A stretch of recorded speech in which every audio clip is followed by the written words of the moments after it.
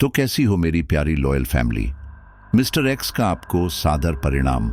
आज के पॉडकास्ट में आपके लिए 3 दोस्तों की एक बहुत ही भयानक आपबीती लेकर आया हूं। दरअसल आप सभी कभी ना कभी रात को किसी सुनसान हाईवे पर सफर करते ही रहते हैं। कहीं किसी पार्टी में जाकर आना हो या कहीं रात को कोई शादी अटेंड करनी हो, तो हमें कई रास्ते ऐसे मिलते हैं जहां पर एकदम सुनसान जगह होती है और कई बार जंगलों को भी पार करना पड़ता है। और अक्सर आप सभी ये सुनते हैं कि सुनसान रास्तों पर छलावे भी घूमते रहते हैं, जो आपके दिमाग को कई तरह से भ्रमित कर सकते हैं। आपके मन ही मन में वे वहम पैदा होते हैं और जो चीज़ें सामने नहीं होती हैं वो दिखाई देने लगती है और जो एक्चुअल में होती है वो दिखाई नहीं देती है। दरअसल ये सब कुछ उस छलावे के द्वारा किया गया मायाजाल और भ्रम होता है। तो आज जिन 3 दोस्तों की आपबीती मैं आपके सामने शेयर कर रहा हूं, वो भी एक बार एक सुनसान रास्ते से जा रहे थे और वो रास्ता घने जंगलों से घिरा हुआ था। और उन्हीं जंगलों में उनका सामना होता है एक भटकती हुई दुल्हन से, जो बहुत ही पुराने समय से, जिस समय देश में पंचायत और जमींदारों का बोलबाला हुआ करता था, उस समय की ये भटकती हुई दुल्हन थी, जिसके साथ उस समय किसी जमींदार के द्वारा बहुत ही ज्यादा क्रूरता की गई थी। और तब से उसकी आत्मा मुक्ति के लिए भटक रही है और उस जमींदार से बदला लेने के चक्कर में उस हाईवे पर जो भी आता है वो उन्हीं से बदला ले रही है, क्योंकि वो बदले की आग में चल रही है। और ये तो आप जानते ही हैं कि किसी आत्मा या चुड़ैल का बदला कितना भयानक होता है। उसे अच्छे और बुरे की कोई समझ नहीं होती है। उसके सामने जो भी आए वो उसी को अपना दुश्मन समझने लगती है। तो मैं आपका ज्यादा समय खराब नहीं करूंगा, लेकिन उससे पहले आपको बता दूं कि तंत्र मंत्र की गहरी अंधेरी दुनिया की स्टोरीज भी लाना शुरू कर चुका हूं, जो ऑलरेडी चैनल पर पब्लिश हो चुकी है। लेकिन उन स्टोरी को सुनने के लिए आपको चैनल को ज्वाइन करना होगा और आपको मेंबरशिप लेनी होगी, क्योंकि वो स्टोरी ऐसी हैं जिन्हें हम पब्लिक में नहीं डाल सकते। वो काफी ज्यादा हॉरर और भयानक तंत्र मंत्र से जुड़ी हुई है। तो मुझे उम्मीद है कि आप उन डार्क हॉरर स्टोरीज को जरूर सुनना चाहेंगे। और अब चलिए आज की स्टोरी को शुरू करते हैं। 3 दोस्त देर रात नेशनल हाईवे पर तेजी से अपनी कार चला रहे थे। सभी शराब के नशे में थे, साथ ही शोर शराबा भी कर रहे थे। हाईवे पर उन दोस्तों को कोई नजर नहीं आ रहा था। ठंड का मौसम था, चारों तरफ ठंडी हवाएं चल रही थी। अभिषेक कार ड्राइव कर रहा था। हर्ष अभिषेक के कंधे पर हाथ रखते हुए कहता है, क्या यार अभिषेक, इतनी कम बोतलें लेकर क्यों आया? कुछ मजा भी तो आए। अभिषेक ने कहा, ये तुझे कम लग रही हैं। हर्ष ने कहा, हाँ यार, 1-2 बोतलें और होती तो मजा ही आ जाता।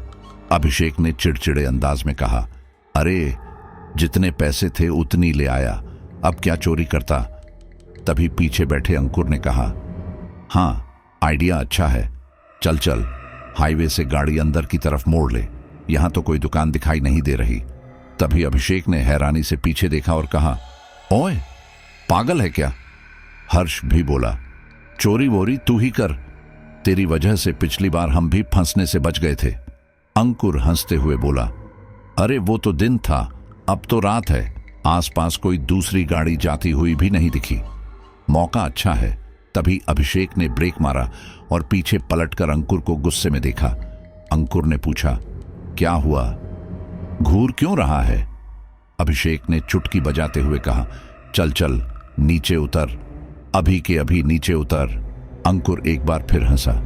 अब हर्ष भी अंकुर को डांटने लगा, लेकिन अंकुर अपने दोस्तों के मजे लेता रहा। तभी उसकी नजर सामने सड़क पर पड़ी। अंकुर को एक लड़की तेजी के साथ भागती हुई नजर आई। उस लड़की ने दुल्हन का लाल जोड़ा पहन रखा था। अंकुर को पायलों की झंकार भी आवाज भी आई थी। यूं इस तरह एक अकेली लड़की को सड़क पार करता देख अंकुर हैरान रह गया। अंकुर ने तुरंत अपने दोस्तों से कहा, यार वो देखो। अभिषेक और हर्ष ने भी सामने देखा, लेकिन सामने कुछ नहीं था। अभिषेक ने पूछा, क्या क्या देखें? अंकुर के चेहरे के भाव गंभीर हो गए थे। वह बोला, वहां एक लड़की थी। अब हर्ष और अभिषेक हंसने लगे। अभिषेक ने कहा, ओह तो आज तुझे भी चढ़ गई? अंकुर बोला, अरे नहीं यार, मैं सच कह रहा हूं। मैंने अभी एक लड़की को लाल कपड़े में इधर से भागते देखा। इतना कहकर अंकुर खुद कार से नीचे उतरा। उसकी आंखों में सच्चाई दिख रही थी। अंकुर सड़क के दूसरी ओर देखने जाता है, लेकिन उसे अब वो लड़की नहीं दिखती।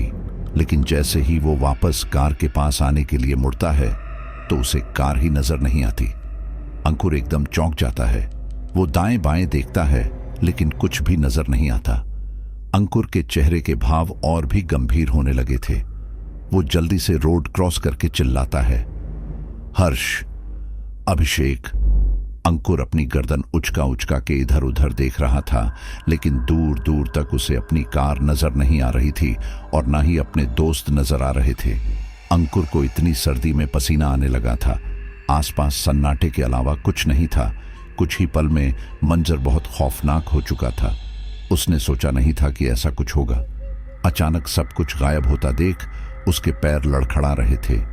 उसे समझ नहीं आ रहा था कि वह किस ओर जाए। उसे यह भी नहीं पता था कि उसके दोस्त कहाँ गए हैं। अंकुर बस अपने दोस्तों को आवाज लगा रहा था, लेकिन उसके दोस्तों का कुछ अता पता नहीं था। लेकिन अब हिम्मत हारने से कुछ नहीं होने वाला था, इसलिए अंकुर धीरे धीरे आगे बढ़ने का फैसला लेता है और सड़क के किनारे चलता जाता है। वह अभी भी अपने दाएं बाएं देखते हुए चल रहा था। अचानक उसके मन में वही लड़की समा जाती है जो कुछ देर पहले उसने देखी थी। उसने अक्सर हाईवे पर भटकती आत्माओं के बारे में कहानी सुनी थी। वह ना चाहते हुए भी उस लड़की के बारे में सोचने लगा था कि कहीं वह लड़की कोई आत्मा तो नहीं थी, या यहाँ कोई लड़की सच में घूम रही है। अगर कोई थी तो मुझे दोबारा क्यों नहीं दिखाई दी। अंकुर यह सब सोचते हुए चल रहा था कि तभी अंकुर को पीछे से किसी ने धक्का दिया।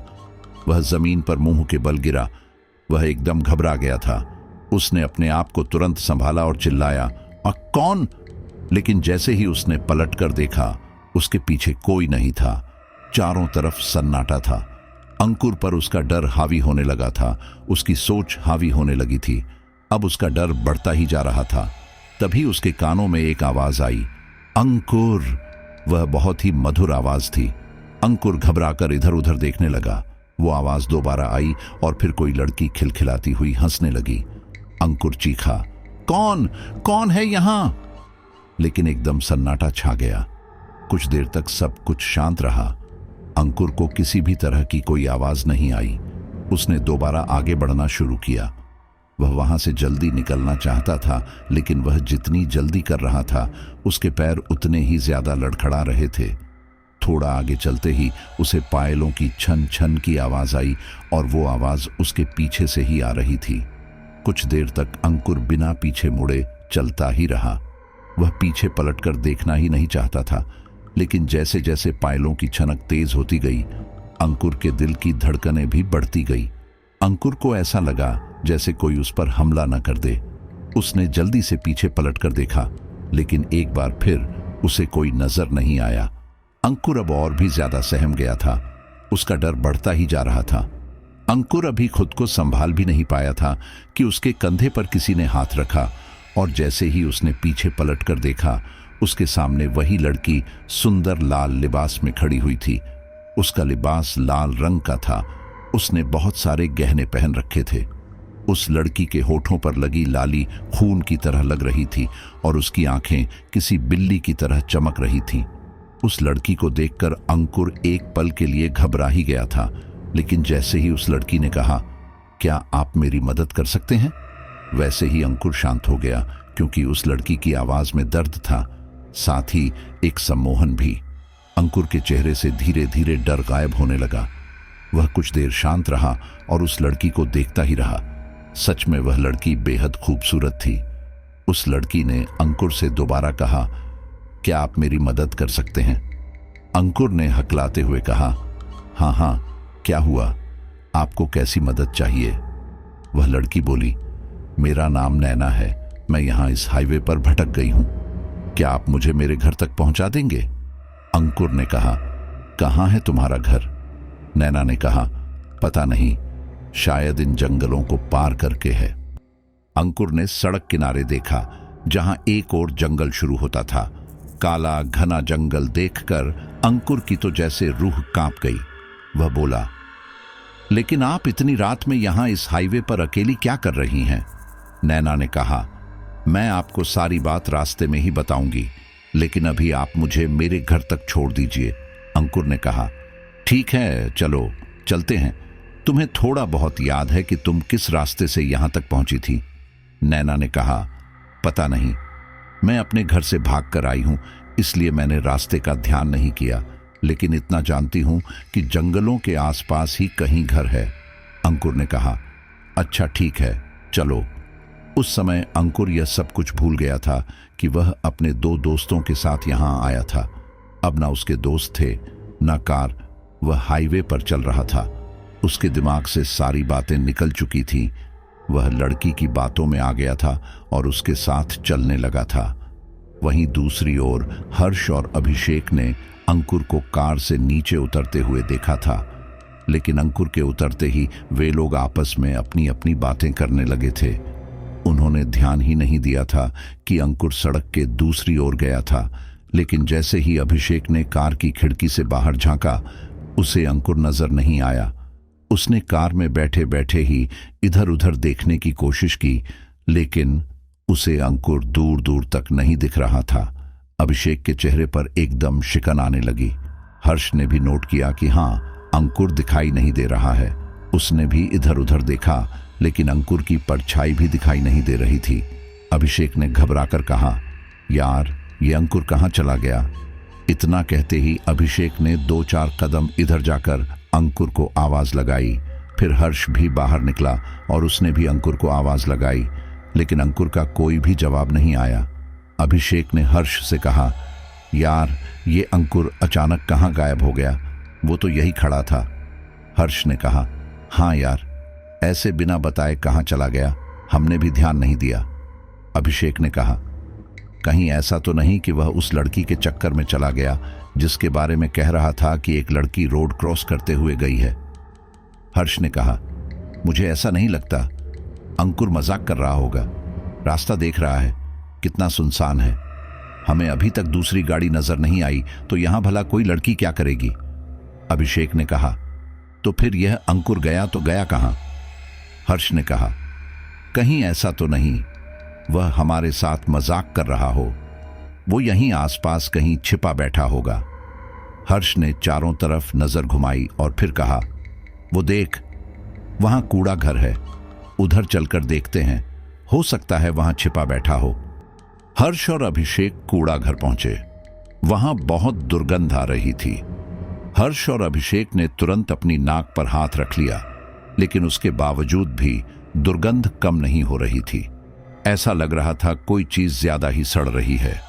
हर्ष ने अभिषेक से कहा, यार, यहां तो बहुत ज्यादा गंदी स्मेल आ रही है। मुझे नहीं लगता अंकुर यहां छिपकर हमसे मजाक करेगा। अभिषेक भी हाँ में सिर हिलाता है। वह अपने जेब से मोबाइल निकालता है और टॉर्च जलाकर अंकुर को देखने की कोशिश करता है, क्योंकि उस जगह पर अंधेरा हो रहा था। वहीं हर्ष कूड़े घर के दूसरी ओर जाता है। हर्ष सामने देखते हुए चल रहा था, लेकिन तभी उसका पैर एक ऐसी चीज पर पड़ा जिससे वह लड़खड़ा गया, लेकिन उसने अपने आप को संभाला और नीचे देखा। नीचे देखते ही हर्ष की चीख निकल गई। जमीन पर एक आदमी का शव बहुत ही बुरी हालत में पड़ा था। लाश लगभग गलने लगी है और दुर्गंध भी उसी लाश से ही आ रही थी। हर्ष को चिल्लाता देख अभिषेक भी तुरंत आया, और जब उसकी नजर भी लाश पर पड़ी तो वह भी घबरा गया। अभिषेक ने हर्ष का हाथ पकड़ा और उसे पीछे किया। अभिषेक बोला, भाई, यह तो लाश है, चल यहां से चलते हैं। हर्ष ने कहा, लेकिन यह है कौन और इसकी यह हालत किसने की? अभिषेक ने कहा, हमें क्या, किसी ने भी की हो, चल जल्दी यहां से निकल। अभिषेक और हर्ष जैसे ही सड़क पार करते हैं तो वह पाते हैं कि उनकी कार वहां है ही नहीं। अभिषेक हैरानी से चारों तरफ देखता है और कहता है, हर्ष, हमारी कार कहां गई? हर्ष कहता है, कहीं अंकुर तो लेकर नहीं चला गया? अभिषेक कहता है, लेकिन हमें गाड़ी की आवाज भी तो नहीं आई ना। वे दोनों की बातें कर ही रहे थे कि तभी सामने से कार उनकी ही ओर आ रही थी। हर्ष ने मुस्कुराते हुए कहा, देख, ये अंकुर ही था जो हमारे साथ मजाक कर रहा था। लेकिन जैसे जैसे कार पास आ रही थी तो उन्हें पता चल रहा था कि कार में कोई बैठा ही नहीं है, कार अपने आप ही चल रही है। देखते ही देखते एक बार फिर हर्ष और अभिषेक के चेहरे पर चिंता आने लगी। हर्ष और अभिषेक एक दूसरे को हैरानी से देख रहे थे, लेकिन कुछ बोल नहीं पा रहे थे। हर्ष और अभिषेक अपनी जगह से हटना चाहते थे, लेकिन पता नहीं उन्हें उस समय क्या हो गया था कि वे अपनी कार को ही देखते रहे और फिर कार उनसे कुछ मीटर की दूरी पर आकर रुक गई। अभिषेक और हर्ष ने गौर से देखा कि सच में कार के अंदर कोई नहीं है। हर्ष ने अभिषेक का हाथ पकड़ा और कहा, जल्दी भाग यहां से। इतना कहकर वे लोग वहां से भागने लगे और कार उनका पीछा करने लगी। भागते हुए अभिषेक ने कहा, यार, हमारी कार अपने आप कैसे चल रही है? हर्ष ने कहा, मुझे नहीं पता, लेकिन मुझे डर लग रहा है। अभिषेक ने कहा, कहीं कोई भूत तो नहीं है? हर्ष ने कहा, हाँ, हो सकता है। भागते भागते जैसे ही अभिषेक और हर्ष पीछे पलट कर देखते हैं तो वह पाते हैं कि अब कार उनके पीछे नहीं है। एक बार फिर दोनों सहम जाते हैं। अभिषेक गुस्से में कहता है, यार, हमारे साथ ये क्या हो रहा है? हमें कोई वहम तो नहीं हो रहा? हर्ष कहता है, शायद वहम ही हो रहा हो। मैंने सुना है अक्सर सुनसान हाईवे पर छलावे आते जाते रहते हैं, यह भ्रम की स्थिति हो सकती है। हर्ष ने इतना ही कहा था कि इस बार दूसरी तरफ से कार उनकी ओर आने लगी। यह देखकर हर्ष और अभिषेक बुरी तरह हैरान रह जाते हैं। वे दोनों सड़क किनारे जंगल की ओर भागने लगते हैं, क्योंकि उन्हें लगता है कि सड़क पर रुकना अब सही नहीं है। वहीं दूसरी ओर अंकुर और नैना घने जंगल में बड़े ही जा रहे थे और जंगल खत्म होने का नाम नहीं ले रहा था। अंकुर नैना से पूछता है, यह जंगल तो काफी बड़ा लगता है, रास्ता खत्म हो ही नहीं रहा। नैना कहती है, हाँ, तभी तो मैं भटक गई। मुझे खुद समझ नहीं आ रहा कि आखिर यह जंगल कहाँ खत्म होगा और कब मेरा घर आएगा। अंकुर कहता है, लेकिन मेरे यह समझ नहीं आया कि तुम भटक कैसे गई। मेरा मतलब, तुम इतनी रात अकेले यहां क्या करने आई हो? नैना अंकुर के आगे आगे चल रही थी। अंकुर के यह प्रश्न पूछने पर नैना रुक गई और मुड़कर अजीब तरह से अंकुर को देखने लगी। नैना का इस तरह देखना अंकुर को डरा रहा था। वह बोला, क्या हुआ? मैंने तो बस यूं ही पूछा था, तुम मुझे गुस्से से क्यों देख रही हो? लेकिन अगले ही पल नैना मुस्कुराई और बोली, नहीं नहीं, मैं गुस्से से थोड़ी देख रही हूं। मैं तो यह देख रही हूं कि आप कितने दयावान हैं जो मेरी मदद कर रहे हैं। तो आपका सवाल यह है ना कि मैं यहां भटक कैसे गई? तो चलिए मैं आपको अपनी कहानी सुनाती हूं। मैं नैना मीनपुरी गांव की लड़की हूं। मेरे पिताजी एक किसान हैं, लेकिन कोई बहुत बड़े किसान नहीं, एक छोटे मोटे इज्जतदार किसान। और आप तो जानते हैं कि किसी भी गरीब व्यक्ति के लिए उसकी सबसे कीमती चीज उसकी इज्जत ही होती है। इसलिए मैं अपने पिताजी की सबसे बड़ी अमानत थी। आपने मेरा रंग रूप तो अच्छी तरह देख ही लिया है कि मैं कितनी खूबसूरत हूं, और आप इसका अंदाजा भी लगा सकते हैं कि मेरे गांव में मेरे कितने दीवाने होंगे। गांव की लड़कियां भी मुझसे जलती थीं, लेकिन वे ये नहीं जानती थी यह खूबसूरती मेरे लिए अभिशाप की तरह है। अंकुर ने पूछा, अभिशाप की तरह कैसे? नैना ने कहा, इस हुस्न को पाने के लिए हर कोई मेरे पीछे पड़ा रहता था। गली निकलते कभी कोई लड़का मुझे छेड़ता तो कभी कोई आदमी। कुछ समय पहले ही हमारे गांव में एक नया जमींदार घनश्याम आया। वह बहुत ज्यादा अमीर था। उसके 2 लड़के भी थे जो मेरी उम्र के थे, लेकिन वह जमींदार जो कि मेरे पिता की उम्र का था, उसे मेरी खूबसूरती पसंद आ गई और उसने मुझसे विवाह करने की जिद लगा ली। अंकुर ने हैरानी से कहा, क्या पिता की उम्र के आदमी ने क्या मजाक कर रही हो? नैना ने कहा, नहीं, मैं बिल्कुल सच कह रही हूं। वह मेरे पिता के उम्र के ही थे। उनके एक लड़के का नाम वीरेंद्र था। जब वे लोग नए नए इस गांव में आए थे, तब वीरेंद्र की नजर मुझ पर पड़ी थी और वो मुझे पसंद भी करने लगा था। न केवल वीरेंद्र, बल्कि मैं भी उसे पसंद करने लगी थी। लेकिन मुझे यह नहीं पता था कि उसके पिता की नीयत भी मुझ पर खराब है। एक दिन अचानक जमींदार घनश्याम मेरे घर रिश्ता लेकर आया। मेरे पिताजी मन ही मन बड़े खुश हुए क्योंकि हमें लगा शायद वीरेंद्र का रिश्ता आया है। लेकिन जैसे ही पिताजी को पता चला कि रिश्ता वीरेंद्र का नहीं बल्कि उसके पिताजी का है, तो मेरे पिताजी और मैं दोनों ही नाराज हो गए। मेरे पिताजी ने जमींदार से कहा, अरे जमींदार जी, ये कैसी बातें कर रहे हैं? नैना तो आपकी बेटी के बराबर है और आप अपने लिए। जमींदार बोला, अरे भाई साहब, मैं कौन सा बूढ़ा हो गया हूं? अभी मुझ में काफी जान बाकी है। इतनी जल्दी नहीं मरने वाला हूं। जब तक नैना खुद बूढ़ी नहीं हो जाएगी तब तक इसका ख्याल रखूंगा।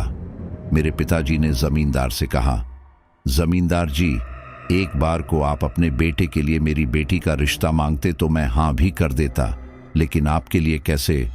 इस बात पर जमींदार ने गुस्से में कहा, क्या कहा? अपने बेटे का रिश्ता और तुझ जैसे गरीब से? अरे अपने बेटे के लिए तो मैं कोई खानदानी लड़की लेकर आऊंगा, कोई बहुत बड़े जमींदार की लड़की। मैंने सोचा कि तू गरीब है लेकिन तेरी बेटी खूबसूरत है। शायद मेरी कृपा से तुम दोनों का जीवन धन्य हो जाएगा, लेकिन तुम लोगों का लालच देखो। मेरे बेटे से भी ब्याहना चाहती हैं। देख लो चंपकलाल, अच्छा खासा सौदा है। न केवल मैं तुम्हारी लड़की को ब्याह कर ले जाऊंगा बल्कि इसके बदले तुम्हें काफी बड़ी रकम दे दूंगा। साथ ही अच्छा खासा जमीन का टुकड़ा भी मिल जाएगा। जिंदगी सुधर जाएगी। यह सुनने के बाद मेरे पिताजी आग बबूला हो गए और उन्होंने तुरंत जमींदार का गिरेबान पकड़ लिया। जमींदार भी इस हमले से थोड़ा घबरा गया, लेकिन उसने भी पलटकर मेरे पिता पर वार किया और उनके चेहरे पर एक जोरदार थप्पड़ मारा। मेरे पिताजी बिल्कुल सन्न रह गए। जैसे ही मैं अपने पिताजी को बचाने के लिए चली तो जमींदार ने मुझे भी मारना शुरू किया। लेकिन जैसे ही गांव वाले हम लोगों को बचाने के लिए आए तो जमींदार वहां से भागने लगा। लेकिन जाते जाते जमींदार ने कहा, चाहे कुछ भी हो जाए, नैना को तो मैं ही ब्याह कर ले जाऊंगा।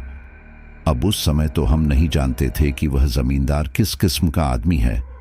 हम केवल इतना जानते थे कि वह एक रईस जमींदार है। लेकिन जैसे जैसे दिन बीतते गए तो उस जमींदार की परतें खुलनी शुरू होती गई। धीरे धीरे पता चला न केवल वह रईस जमींदार है बल्कि उसकी प्रकृति गुंडों वाली भी है। उसके कई आदमी चोरी चकारी का काम भी करते हैं। यह सब सुनने के बाद मेरा डर जमींदार के लिए बढ़ता ही जा रहा था। मैंने इस बारे में वीरेंद्र से भी बात की। तब वीरेंद्र ने मुझे सलाह दी कि किसी दिन हम गांव वालों और परिवार वालों की नजरों से बचकर इस गांव से ही भाग जाएंगे। तब तुम्हें मेरे पिताजी कुछ नहीं कर सकते। मैंने भी वीरेंद्र की बातों पर भरोसा किया और उसके साथ गांव से भगाने के लिए तैयार हो गई। मुझे आज भी वो रात अच्छे से याद है। मैं अपने घर से एक बड़ा काला कंबल ओढ़कर वीरेंद्र के घर पहुंची थी, लेकिन वीरेंद्र ने मुझे घर में बुला लिया। मैंने घर में जाने के लिए मना भी किया कि कहीं जमींदार को पता ना चल जाए, लेकिन वीरेंद्र ने कहा कि घर में कोई नहीं है, वह आराम से आ सकती है, इसलिए मैं घर में चली गई। फिर वह मुझे अपने पिताजी के कमरे में लेकर गया। तब मुझे नहीं पता था कि वह कमरा वीरेंद्र के पिताजी का है। वीरेंद्र ने मुझे कुछ देर वहीं इंतजार करने के लिए कहा। वह बोला कि जब तक मैं वापस ना आऊं तुम यहां से निकलना भी मत। वीरेंद्र उस कमरे की बाहर से कुंडी लगाकर पता नहीं कहां चला गया। जैसे जैसे समय बीत रहा था वैसे वैसे मेरे दिल की धड़कन भी बढ़ रही थी। और फिर जैसे ही कुंडी खुली, मेरे सामने वीरेंद्र नहीं उसका पिताजी घनश्याम था। जमींदार को देखकर मेरी आंखें फटी की फटी रह गई। मैं बुरी तरह घबरा गई थी। मैं घबराकर खड़ी हुई और बाहर जाने लगी, लेकिन तभी घनश्याम ने मुस्कुराकर मेरा हाथ पकड़ लिया और मुझे बाहर जाने से रोका। मैंने खुद को छुड़ाने की कोशिश की, लेकिन उसकी पकड़ काफी मजबूत थी। वह हंसते हुए बोला, तो आखिर तुम अपने आप ही मेरे पास आ गई। मैंने तुम्हें कहा था ना कि तुम तो मेरी ही दुल्हन बनोगी। यह सुनकर मेरे पैरों तले जमीन खिसक गई। मैं जैसे तैसे जमींदार को धक्का देकर कमरे से बाहर निकली तो देखा वहां वीरेंद्र खड़ा है। वह शांत खड़ा था, कुछ नहीं बोल रहा था। मैं वीरेंद्र की बाहों में जा गिरी और रोने लगी। मुझे लगा कि वीरेंद्र मुझे बचाएगा, लेकिन ऐसा कुछ नहीं हुआ, बल्कि वीरेंद्र ने ही मुझे वापस कमरे में अपने पिताजी के पास छोड़ दिया और बाहर से कुंडी लगा दी। मैं दरवाजा पीटती रही, लेकिन किसी ने दरवाजा नहीं खोला। मेरी बेबसी पर जमींदार घनश्याम जोर जोर से हंस रहा था और मैं चिल्ला रही थी। जब मैंने हार मान ली तो मैं रोते रोते जमीन पर बैठ गई। जब मैंने घनश्याम की ओर देखा तो उसकी गिरी हुई नजरों को देखकर मुझे उससे डर लगने लगा। वह किसी भेड़िए की तरह मुझे घूर रहा था। घनश्याम धीरे धीरे किसी राक्षस की तरह मेरी करीब आया। उसने मेरी बांह को कसकर पकड़ा, लेकिन तभी दरवाजे के बाहर से आवाज आई, क्या पिताजी आप भी? ये कितना चिल्ला रही है? ऐसा करो, अभी कुछ मत करना, पहले नैना को अपनी दुल्हन बना लो। जब आप नैना के पति बन जाओगे तो ही ये चीखना चिल्लाना छोड़ देगी और अपने पति परमेश्वर की हर बात मानेगी। यह सुनकर घनश्याम रुक गया और बोला, हाँ बेटा, तुमने बिल्कुल ठीक कहा। चलो बिना देरी किए इसे दुल्हन बनाओ और पंडित जी को बुलाकर लाओ। वीरेंद्र चिल्लाकर बोला, ठीक है पिताजी, मैं छोटू को भेजकर पंडित जी को बुलवाता हूं। वीरेंद्र अपने छोटे भाई अभय को पंडित जी को बुलाने भेज देता है। घनश्याम अलमारी से अपनी पत्नी की एक लाल साड़ी मेरे ऊपर फेंकता है और मुझे तैयार होने के लिए कहता है। मैं बार बार मना कर रही थी कि मुझे ये सब नहीं करना, लेकिन घनश्याम मेरी एक नहीं मान रहा था। मेरे ज्यादा चीखने चिल्लाने पर वीरेंद्र और घनश्याम मुझे बुरी मारने पीटने लगे। ये देखो मेरे चेहरे पर कितने निशान हैं। ये सुनते ही अंकुर हैरान रह गया, क्योंकि नैना का चेहरा बिल्कुल साफ सुंदर था। लेकिन इतना कहते ही नैना ने एक बार फिर पीछे मुड़कर अंकुर को देखा। अंकुर ने बड़े ही ध्यान से नैना के चेहरे को देखा। उसके चेहरे पर एक भी निशान नहीं था। वो अभी भी बेहद खूबसूरत लग रही थी। इसीलिए अंकुर ने पूछा, लेकिन नैना, तुम्हारे चेहरे पर तो कोई भी निशान नहीं है। ये सुनते ही नैना के चेहरे का रंग बदलने लगा। उसकी सांसें तेज होने लगी और वो बोली, क्या तुझे मेरी चोट के निशान नहीं दिख रहे?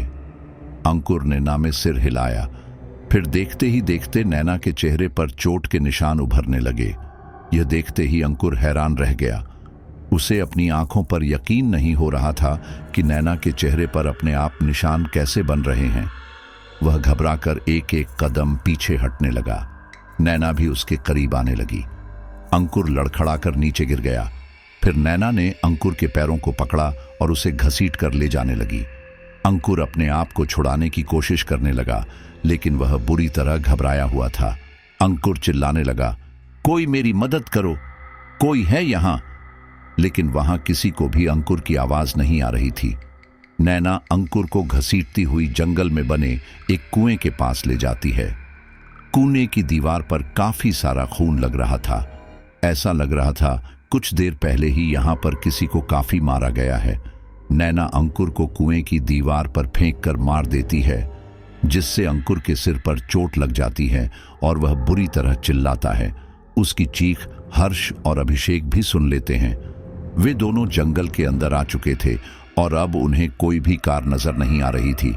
लेकिन इस तरह अचानक अंकुर की चीख से हर्ष और अभिषेक दोनों सहम गए। दोनों के कदम रुक गए और दोनों ने एक दूसरे को आश्चर्य भरी नजरों से देखा। हर्ष ने कहा, यह अंकुर की आवाज थी ना? अभिषेक ने कहा, हाँ, लगता है वह भी मुसीबत में है। हर्ष कहता है, हमें उसे ढूंढना चाहिए।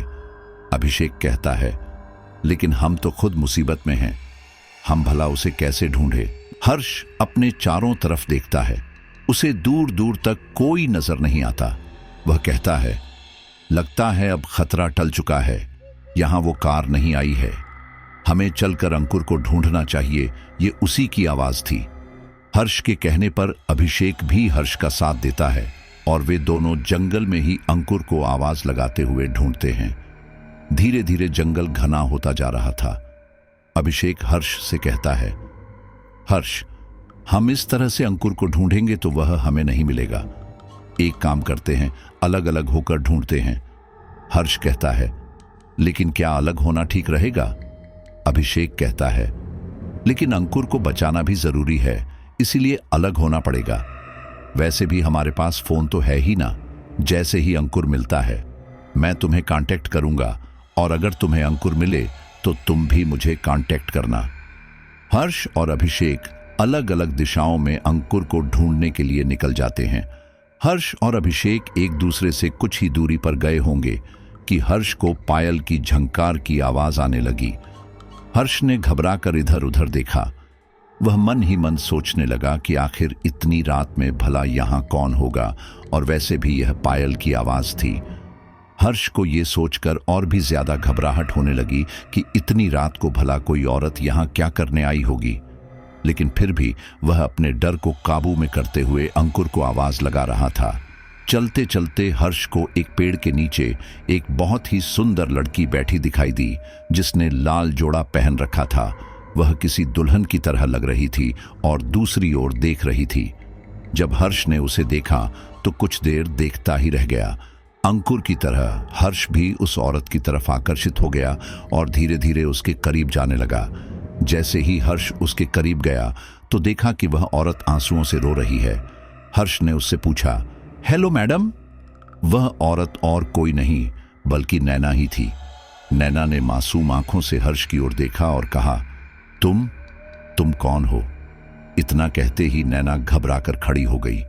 हर्ष ने देखा कि नैना घबरा रही है तो वह खुद भी 2 कदम पीछे हट गया। नैना अपने घूंघट से अपने चेहरा ढकती है और वहां से भागने लगती है। पहले तो हर्ष कुछ समझ नहीं पाता, लेकिन फिर वो भी नैना के पीछे भागने लगता है। नैना भागते भागते एक कुएं के पास पहुंच जाती है। उसकी सांसें तेज तेज चल रही थी। हर्ष भी कुछ दूरी पर खड़ा हांफते हुए नैना को निहार रहा था, लेकिन वो उस लड़की का चेहरा नहीं देख पा रहा था। घूंघट ओढ़े नैना एक नजर पीछे मुड़कर हर्ष को देखती है और पलक झपकते ही कुएं में कूद जाती है। हर्ष ये देखकर हैरान रह जाता है। वह चिल्लाता है, नहीं, लेकिन पानी से झपाक की आवाज के साथ चारों तरफ तेज हवा चलने लगती है। हर्ष भागकर कुएं के पास जाता है और कुएं में झांकने की कोशिश करता है, लेकिन उसे अंधेरे के अलावा कुछ नहीं दिखता। हर्ष को उस लड़की की चिंता होने लगती है कि अचानक उस लड़की को क्या हुआ, उसने ऐसा क्यों किया। वो ये सब सोच ही रहा था कि तभी उसे अभिषेक के चीखने की आवाज आने लगी, बचाओ बचाओ, कोई बाहर निकालो। ये आवाज कुएं के अंदर से ही आ रही थी। हर्ष कुएं में झांकने की नाकाम कोशिश कर रहा था, लेकिन उसे कुछ भी दिखाई नहीं दे रहा था। अंदर से ऐसी आवाज आ रही थी जैसे कोई हाथ पैर मार रहा हो। हर्ष का दिल बेचैन हो रहा था। वह अंकुर और अभिषेक को लगातार आवाज लग रहा था, लेकिन उसे कोई भी दिखाई नहीं दे रहा था। हर्ष इधर उधर देखकर कुछ जुगाड़ लगाने लगा कि शायद किसी तरह वह कुएं में फंसे व्यक्ति को बचा सके, लेकिन जैसे ही उसने पीछे पलटकर देखा, उसके सामने फिर से वही खूबसूरत लड़की नैना खड़ी थी, जो हर्ष को देखकर ही मुस्कुरा रही थी। एक बार फिर हर्ष उसकी खूबसूरती में खो गया और शांत हो गया। वह पायल की झंकार के साथ एक एक कदम हर्ष की ओर आने लगी। हर्ष बिल्कुल शांत अपनी जगह पर खड़ा था। वह हर्ष के पास आई और प्यार से बोली, तुम कौन हो और इतनी रात में यहाँ क्या कर रहे हो? हर्ष में हकलाते हुए कहा, मेरा दोस्त कुएं के अंदर गिर गया है, वह चिल्ला रहा है। नैना कुएं के अंदर झांकने लगी और बोली, नहीं तो इसके अंदर तो कोई नहीं गिरा, मुझे तो कोई आवाज नहीं आ रही। अब हर्ष को भी कोई आवाज नहीं आ रही थी। वह हैरानी से कहता है, लेकिन अभी मेरा दोस्त चीखा था, वह डूब रहा था। नैना कहती है, अरे कुआं तो सूखा पड़ा है, भला इसके अंदर तुम्हारा दोस्त कैसे डूब सकता है? हर्ष कहता है, क्या? लेकिन ऐसे कैसे हो सकता है? मुझे पानी की आवाज भी आई थी। नैना कहती है, तुम्हें लगता है कि मैं झूठ बोल रही हूं? रुको, मैं अभी बताती हूं। वह जमीन से एक कंकड़ उठाती है और कुएं में फेंक देती है। कंकड़ जैसे ही कुएं में जाता है, जमीन से जा टकराता है और इस बार टक की आवाज आती है। हालांकि दिखाई कुछ भी नहीं दे रहा था, आवाज से ही साफ पता चल रहा था कि पत्थर पानी में गिरा है या समतल जमीन पर। नैना मुस्कुराते हुए कहती है, पत्थर गिरने से मुझे पानी का एहसास नहीं हुआ, क्या तुम्हें हुआ? हर्ष भी नामे सिर हिला देता है। हर्ष बहुत ज्यादा कंफ्यूज था। उसे समझ नहीं आ रहा था कि उसके साथ क्या हो रहा है। तभी नैना ने कहा, देखो, आपको कोई वहम हुआ होगा। हर्ष कहता है, नहीं, मुझे वहम नहीं था, मुझे यह जगह ही ठीक नहीं लग रही। आपको नहीं पता, अभी हाईवे पर हमारे साथ क्या हादसा हुआ, मुझे लगता है यहाँ कोई भूत है, मुझे यहाँ से निकलना चाहिए। ये सुनकर नैना तुरंत बोली, हाँ, मैंने भी ऐसा ही सुना है। यहाँ आसपास भूत और छलावे गुजरते रहते हैं और सुनसान रातों में यदि कोई उन्हें देख ले तो उनका पीछा नहीं छोड़ते। आपको जल्द से जल्द यहाँ से निकलना चाहिए।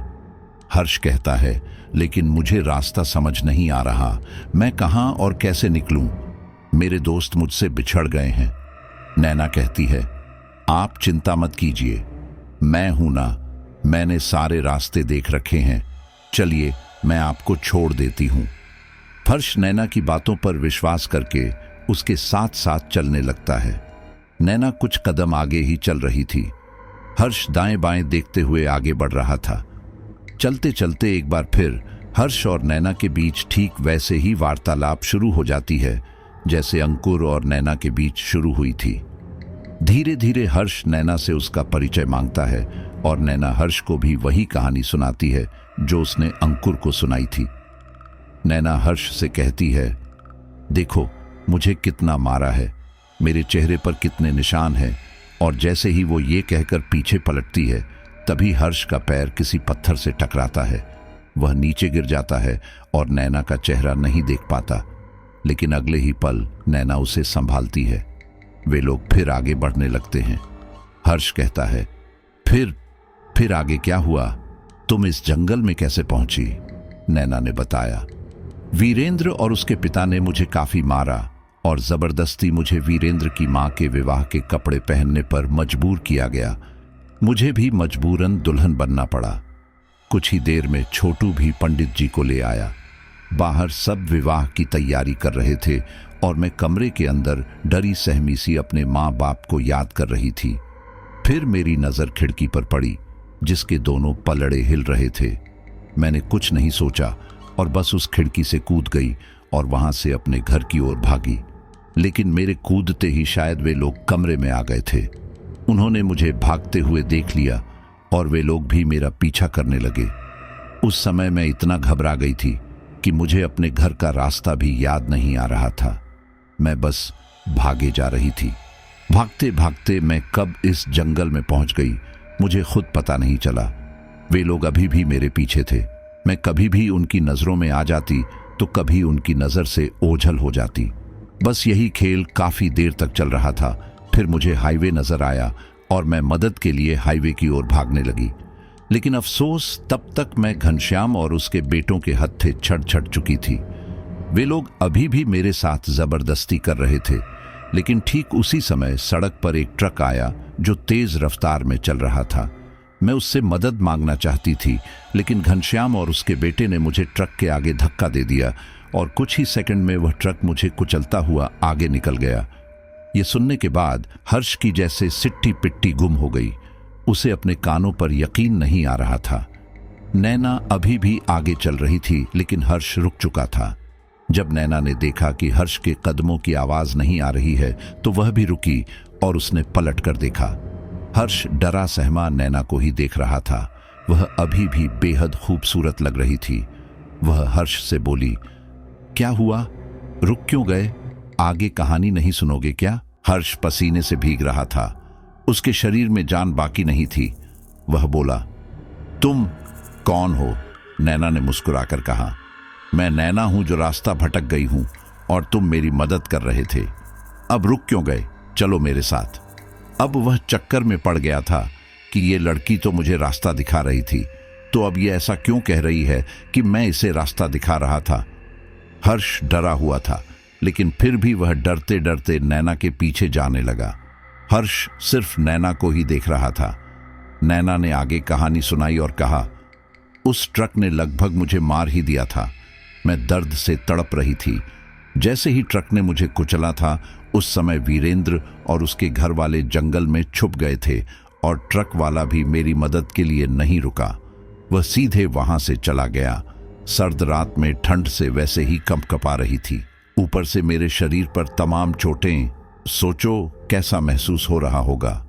ऐसा नहीं है कि बाद में कोई गाड़ी वहां से गुजरी नहीं, लेकिन किसी ने भी मेरी मदद नहीं की। लेकिन कुछ देर बाद घनश्याम और उसके बेटे आए। मुझे उम्मीद जागी। शायद वे लोग मेरी मदद करेंगे। उन लोगों ने मुझे उठाया भी, लेकिन वे लोग मुझे जंगल के एक कुएं के पास ले आए और मुझे उस कुएं के अंदर फेंक दिया। हर्ष ने जैसे ही सामने देखा तो पाया कि वह वापस उसी कुएं के पास खड़ा था जहां पर उसे नैना मिला थी और जहां वह अपने दोस्तों को ढूंढ रहा था। हर्ष अब सब समझ चुका था कि यह कोई लड़की नहीं, यह एक चुड़ैल है, एक भूतनी है। हर्ष उल्टे पांव भागना चाहता था, लेकिन उसका शरीर उसके साथ नहीं था। नैना ने आगे कहा, हर्ष, क्या तुम मेरी मदद करोगे? क्या मुझे कुएं से बाहर निकालोगे?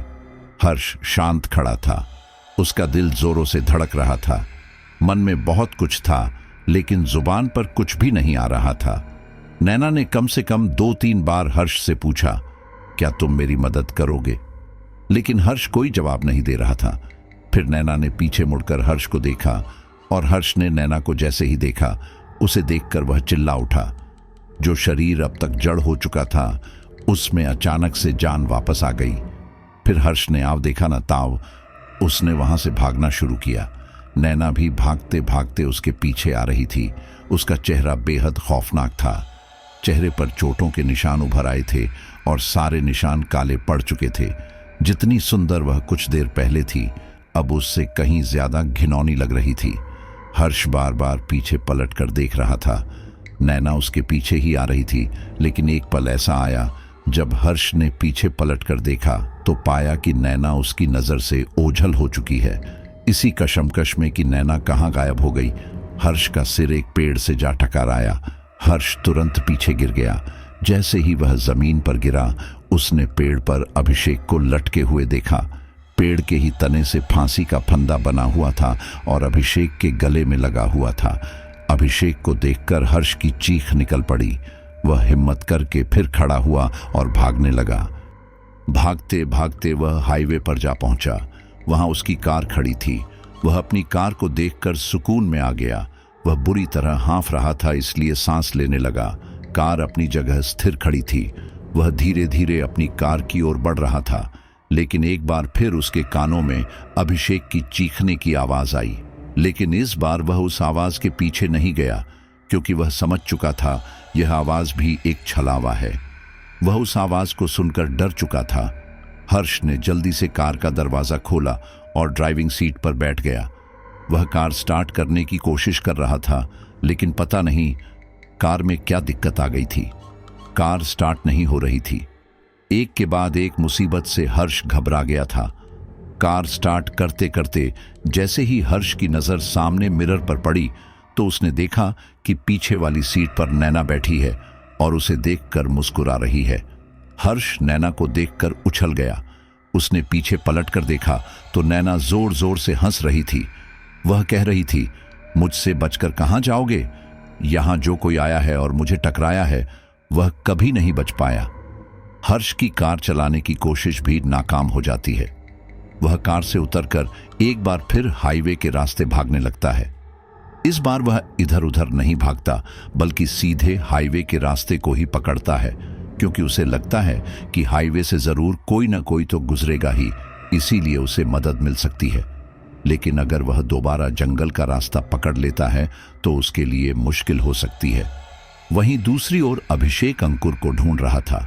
इस बीच उसे भी कुछ ऐसी आवाज आई थी जो काफी भयानक थी और उसके मन में डर पैदा कर रही थी, क्योंकि वह आवाज किसी और की नहीं बल्कि हर्ष की ही थी। लेकिन अभिषेक जंगल में गुम हो चुका था। उसे सही दिशा नहीं मिल रही थी और वह यह भी नहीं जानता था कि वह किस रास्ते से यहां आया था। वह अंकुर और हर्ष को लगातार आवाज लगाते हुए ढूंढ रहा था। अभिषेक अंकुर को ढूंढते ढूंढते उस कुएं के पास पहुंच गया जहां पर नैना को धकेला गया था। यह वही कुआं था जहां अंकुर को भी चोट लगी थी। जैसे ही अभिषेक उस कुएं के पास पहुंचा, उसने पाया कि अंकुर दर्द से कराह रहा है। उसके सिर से खून बह रहा है। अपने दोस्त को देखकर अभिषेक जितना खुश हुआ, उसे उतना दुख भी हुआ, क्योंकि उसके शरीर पर कई जगह चोटों के निशान थे। अभिषेक ने जैसे ही अंकुर को लहूलुहान अवस्था में देखा, उसने तुरंत अंकुर को संभाला और पूछा, अंकुर क्या हुआ तुझे? यह सब किसने किया? अंकुर कराहते हुए कहता है, मुझे बचा लो, मुझे बचा लो। अभिषेक कहता है, हाँ भाई, तू चिंता मत कर, मैं तुझे अभी लेकर चलता हूं। अभिषेक अंकुर को उठा लेता है और सहारे से पकड़कर चलने लगता है।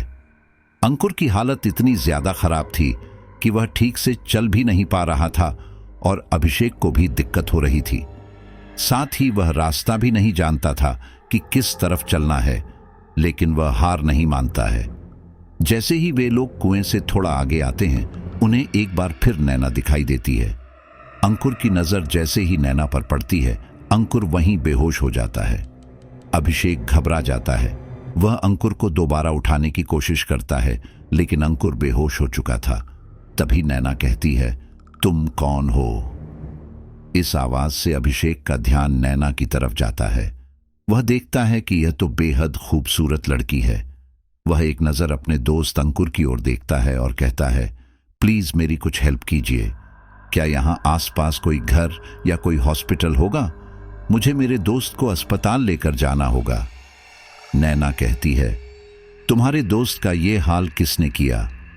अभिषेक कहता है, मुझे नहीं पता, ये मुझे पास के ही कुएं के पास लहूलुहान अवस्था में मिला, लेकिन यह समय ये बातें करने का नहीं है। नैना कहती है, हाँ मैं समझ सकती हूं, इसे कितना दर्द हो रहा होगा। चलो इस उठाओ, मैं तुम्हें अपने गांव की ओर ले जाती हूं। हमारे गांव में एक डॉक्टर है, वह इसका इलाज कर देंगे। अभिषेक नैना की बातों में आ जाता है और वह अंकुर को उठा लेता है, लेकिन अंकुर का शरीर काफी भारी था और अभिषेक उसके सामने काफी कमजोर था। उस पर अंकुर बेहोश, इसलिए अभिषेक को लेकर चलने में काफी दिक्कत हो रही थी। नैना देखती हैं कि अभिषेक अंकुर को लेकर ठीक से चल नहीं पा रहा है, इसीलिए वह भी अंकुर को सहारा देती है। लेकिन जैसे ही नैना अंकुर को सहारा देती है, अभिषेक का बोझ एकदम से कम हो जाता है। उसे यह देखकर काफी हैरानी होती है कि एक पतली दुबली लड़की के अंदर इतनी ताकत है कि वह अच्छे खासे हट्टे कट्टे इंसान का बोझ ढो रही है। उसे उस समय कुछ गड़बड़ तो लगती है, लेकिन जिस तरह के हालात थे उसे देखते हुए उसने अपने दोस्त अंकुर पर ही ध्यान दिया। अभिषेक नैना के बताए हुए रास्ते पर चलने लगता है। धीरे धीरे नैना अभिषेक से खुलने लगती है और बातें करने लगती है। अभिषेक भी नैना की ओर आकर्षित होने लगता है। फिर एक पल ऐसा आता है कि उसे अपने दोस्त अंकुर के हालत के बारे में ध्यान ही नहीं रहता।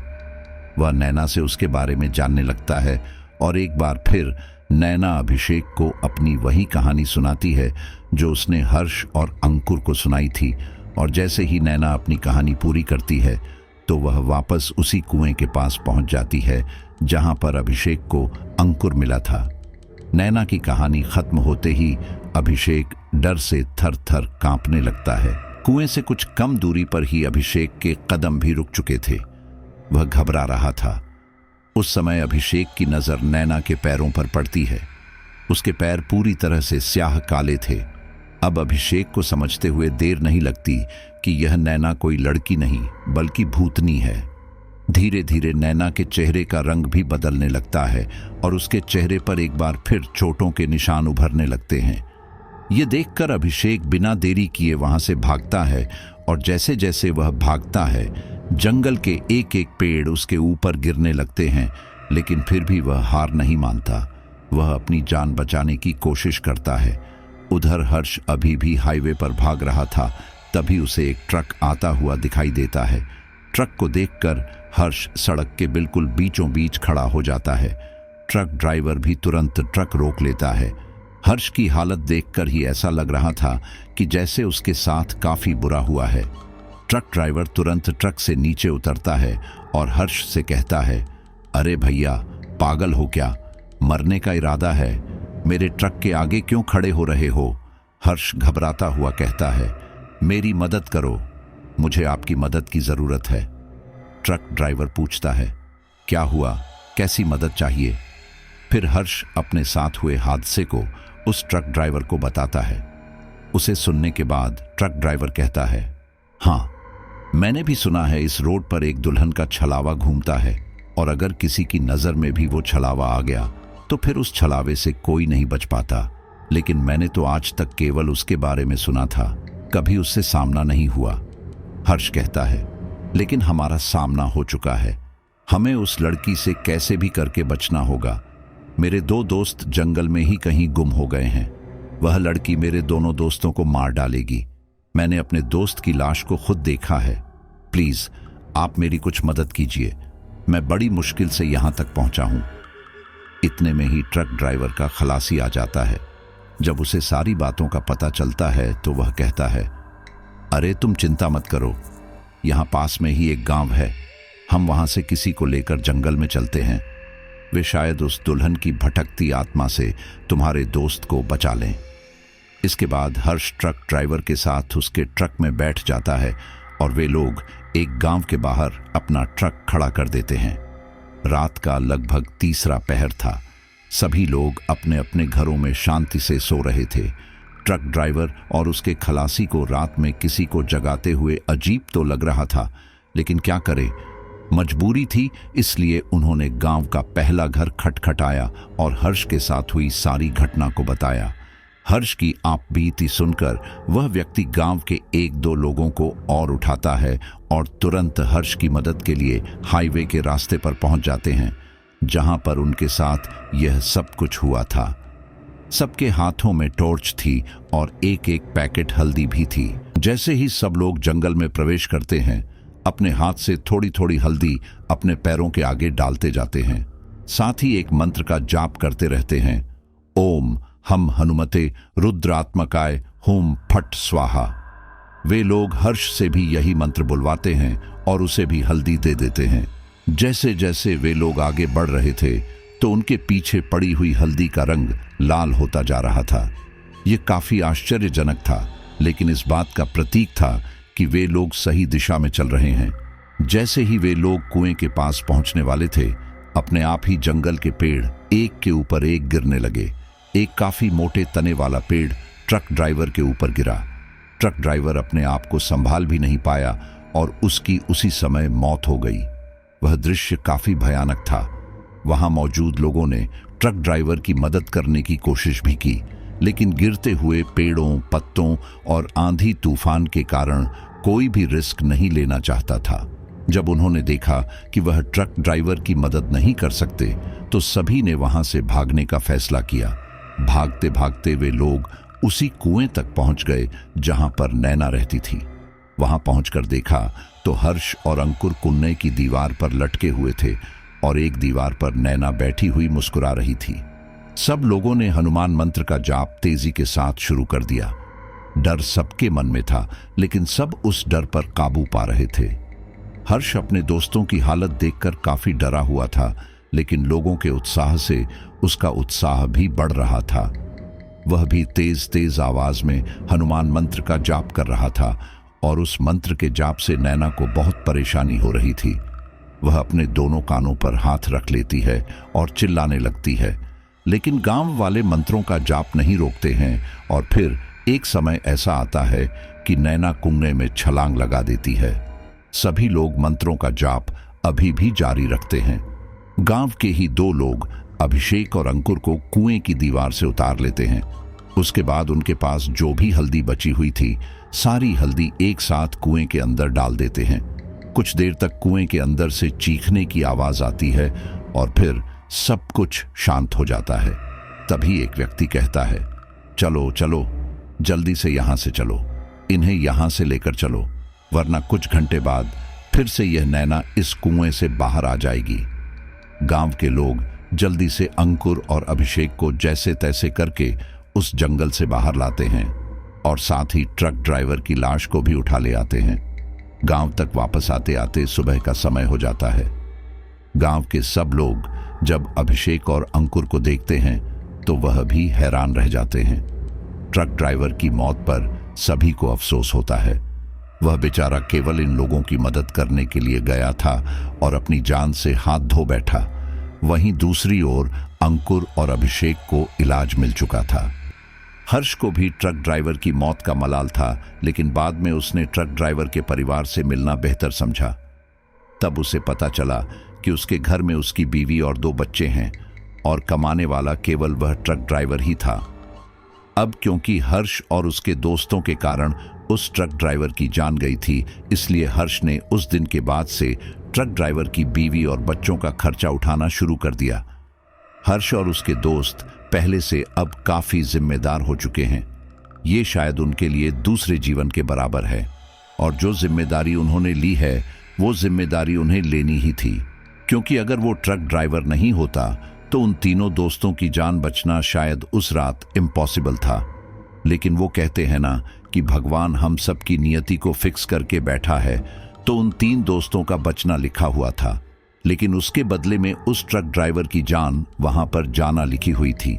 साथियों, ये सब कुछ नियति का खेल होता है, लेकिन उसके बावजूद भी हमें काफी सारी चीजों को ध्यान रखना चाहिए, क्योंकि दुनिया में काफी चीजें ऐसी होती हैं जो अनप्रिडिक्टेबल होती हैं, और ये जो चीजें होती हैं इन पर कोई भी आसानी से विश्वास नहीं करता है।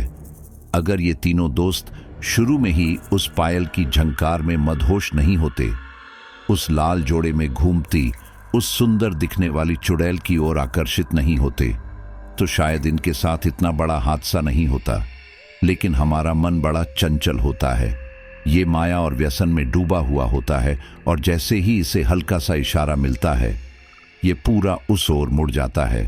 तो अपने मन को काबू में करो, अपनी इंद्रियों को अपने वश में करने की कोशिश करो, क्योंकि जिसकी मन और इंद्रियां मजबूत होगी, इंसान के खुद के वश में होंगी, उसका मन कहीं नहीं भटक सकता, और ऐसे न जाने कितने ही छलावे भी क्यों ना आ जाएं, वो आपका कुछ भी नहीं बिगाड़ सकते। और मन व इंद्रियों को काबू में रखने के लिए जरूरी है कि आप सात्विक जीवन को अपनाएं। सात्विक ही आहार हो, सात्विक ही विचार हो, और हम हमेशा अच्छे विचार ही अपने दिमाग में रखें, कभी भी गंदी आदतों को न अपनाएं। अगर ये आपकी जीवन शैली बन जाएगी तो यकीन मानिए आपका जीवन सफल हो जाएगा। और अब तक जो साथी मेंबरशिप लेकर चैनल को ज्वाइन कर चुके हैं, और उनका बहुत बहुत धन्यवाद करता हूं, और जो नहीं जुड़े हैं उनको यही कहेंगे कि भैया असली हॉरर को आप मिस कर रहे हो। अब चलिए कुछ साथियों के नाम लेते हैं। सोनाली शिंदे मुंबई, शशि सिंह मुंबई, हेमलता सिंगर, अरमान लुधियाना, सुनील लाल दिल्ली, राजेश यूएसए, दीपक कुमार बनारस, रेहान शेख कल्याण, अवनीत जालंधर, कीर्ति जालंधर पंजाब, सैयद फजल। चलिए बहुत बहुत धन्यवाद, मिलते हैं एक नए हॉरर स्टोरी के साथ।